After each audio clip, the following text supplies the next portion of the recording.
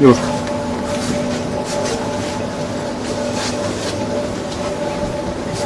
Вот сюда. Какие стоимости не знаю. Сюда сказал. Руки короче. Ну есть видеозапись, как ложили в пакет. Нет, это жалко. Что за тупость?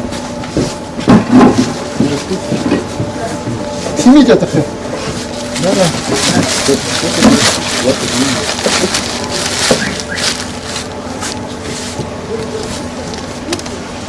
Вот чек, да, по-моему? Я им пиво не продала, я им рыбу продала же. Ну вы же в пакет ложили, на видео это есть. Заснято. Глупо отрицать.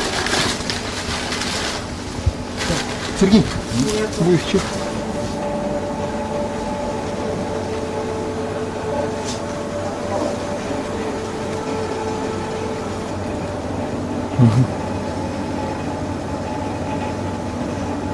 Это. Тоже туда же. А вдруг пропадет? Ты не нужен?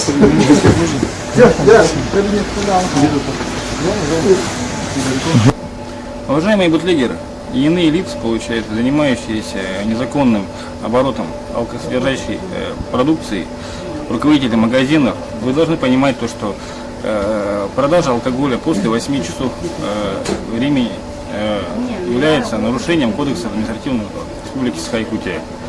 Штраф на руководителя магазина до 1 000 000 рублей, то есть как на юридическое лицо.